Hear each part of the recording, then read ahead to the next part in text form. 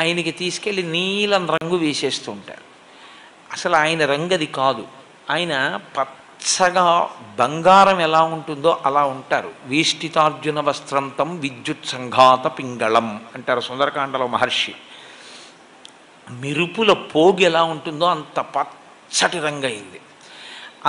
శాలిశూక నిభాభాసం అంటే ఒక ధాన్యపు గింజని తీసుకుని పట్టుకుంటే దాని మొన ఎలా ఉంటుందో అంత పచ్చగా మిరిసిపోతున్నటువంటి హనుమ ఆ అంజనాదేవి యొక్క గర్భము నుండి బయటికి వచ్చారు.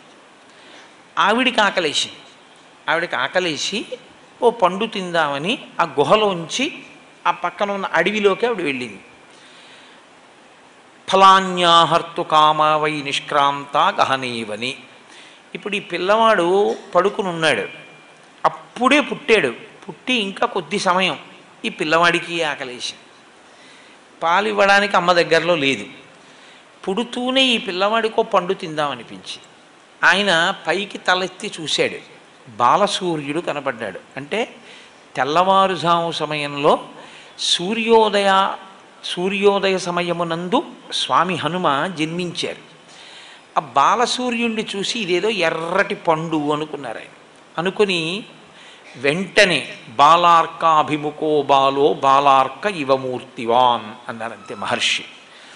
బాలసూర్యుణ్ణి చూసి తినే పండనుకుని ఈయన కూడా బయలుదేరి సూర్యపథం వైపుకి వెళ్ళిపోయారు. ఇప్పుడు వాళ్ళిద్దరూ ఒకరికొకరు ఎదురుగా ఎలా ఉన్నారు? మహర్షి అన్నారు బాలార్కాభిముఖో బాలో.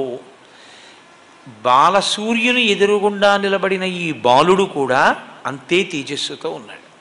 పరబ్రహ్మమైన సూర్యనారాయణుడు తన దగ్గరికి వచ్చి తననే తినేద్దామని వస్తున్న బాలుణ్ణి చూశాడు. అరెరే, నేను ఇంత తేజస్సుతో నిలబడితే ఈ పిల్లవాడు కాలిపోతాడు. ఈ పిల్లవాడి యొక్క జన్మయే అపురూపము, అసాధారణము. వీడు లోకంలో తరువాతి కాలంలో చాలా ఉపకారం చెయ్యవలసినవాడు. కాబట్టి ఈ పిల్లవాడిని నేను చెనకకూడదు అని తన తేజస్సుని ఉపసంహారం చేశాడు. ఆ పిల్లవాడు దగ్గరికి వెళ్ళిపోయి ఆ సూర్య బింబాన్ని పట్టుకున్నాడు, పండనుకుని తిందామని. అది పర్వకాలం కాబట్టి రాహువు సూర్యుణ్ణి గ్రసించడం కోసమని ఆయన వచ్చాడు. పిల్లలకి చాపల్యం ఉంటుంది, కాసేపు ఇది పట్టుకుంటారు, ఇంకొకటి కనపడది ఆకర్షణీయంగా అనిపిస్తే దీన్ని విడిచిపెట్టి దాన్ని పట్టుకుంటారు. కాబట్టి ఇప్పుడు ఆయన ఈ సూర్యబింబాన్ని విడిచిపెట్టి ఆ రాహువుని పట్టుకోవడానికి వెళ్ళారు. ఆ రాహువు ఈ పిల్లవాడిని చూసి హడిలిపోయి నాకు దేవతలు వరమిచ్చారు, నేను మాత్రమే పర్వకాలంలో సూర్యచంద్రుల్ని రాహువు కేతువు తినాలి, అటువంటిది ఇవాళ ఒక పిల్లవాడు కూడా వచ్చాడు, కాబట్టి దేవతలు మర్యాద తప్పారు, కాబట్టి దేవతల అధిపతినైన ఇంద్రుణ్ణి అడుగుతానని చెప్పి ఆయన వెనక్కి తిరిగి వెళ్ళిపోయాడు.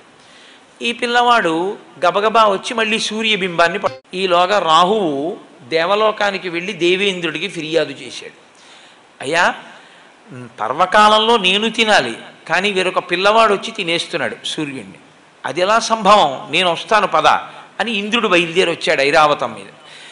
ఈ పిల్లవాడు సూర్యబింబాన్ని పట్టుకుని అది ఏదో కొరికి తినబడేటటువంటి పండనుకొని కొరకబోతున్న సమయంలో మళ్ళీ రాహువు వచ్చాడు. ఆయన మళ్ళీ ఈ బింబాన్ని వదిలేసి రాహువు దగ్గరికి వెళ్ళాడు.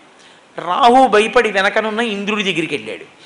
ఈయన మళ్ళీ రాహువుని విడిచిపెట్టి ఇంద్రుడిని చూశారు. ఇంద్రుడు ఏనుగు నచ్చింది ఈసారి ఆయనకి, ఎందుకంటే తెల్లగా ఉంటుంది ఐరావతం పుష్టిగా. ఈ పండు బాగుందని ఐరావతాన్ని వెళ్ళి పట్టుకుని కొరకబోతున్నారు. ఎక్కడ లేని కోపం వచ్చి ఇంద్రుడు వజ్రాయుధం పెట్టి కొట్టాడు. కొడితే అంతే, ఎడమ దవడ విరిగి ఆ పైనుంచి కింద పడిపోయారు. శ్రీరామాయణం ప్రకారం ఆయన ప్రాణములు ఉగ్గడింపబడ్డాయి. కింద పడిపోయి ఆ గుహలో రాతి మీద పడి కింద పడిపోయారు. కింద పడిపోగానే వాయువుకి తెలిసింది విషయం. అపారమైన తేజోమూర్తిని శ్రీరామాయణ కాలంలో అందరికీ ఉపకరించడానికి నేను కన్నాను, తండ్రిని అయ్యాను. ఇటువంటి పిల్లవాడిని ఇంద్రుడు ధూర్తుడై వజ్రం పెట్టి కొట్టాడు, కాబట్టి నేను నా ప్రసారమును ఆపేస్తాను. అదో చిత్రం. కాబట్టి ఇప్పుడు వాయువు తన ప్రసారాన్ని ఆపగానే సృష్టిలో ఇప్పటి వరకు జరగని చమత్కారం జరిగింది.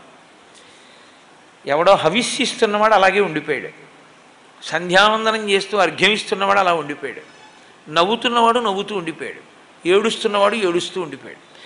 ఎక్కడా లోకంలో కదలికలు లేవు. బయట తిరగడం మానే లేదు వాయువు. హనుమ మీద ఇంద్రుడు వజ్రం ప్రయోగిస్తే శరీరముల లోపల తిరగడం కూడా మానేశాడు ఆయన. ఇప్పుడు అలా ఉండిపోతే దేవతలు బాధపడ్డారు. మనుష్యులు పక్షులు మృగములు అలా అయిపోతే దేవతలకు ఎందుకంటే బాధ? మనం హవిస్సిస్తే తప్ప దేవతలకు అన్నం దొరకదు. మనం ఇచ్చిన హవిస్సే వాళ్ళు తింటారు, తిని తృప్తి పొంది వాళ్ళు వర్షం కురిపిస్తారు. కాబట్టి ఇప్పుడు దేవతలకు హవిస్సు లేదు. కాబట్టి మనుష్యలోకం పక్షాన దేవతలందరూ బ్రహ్మగారి దగ్గరికి వెళ్ళారు.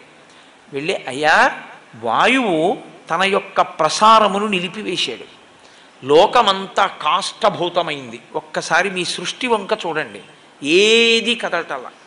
చెట్టు, చిగురుటాకు, పక్షి, జంతువు, నీరు, చేప అన్నీ అలా అయిపోయాయి. ఎలా అంటే బ్రహ్మగారు అన్నారు, వాయు ప్రాణ సుఖం వాయు, వాయు సర్వమిదం జగత్, వాయునా సంపరిత్యక్తం న సుఖం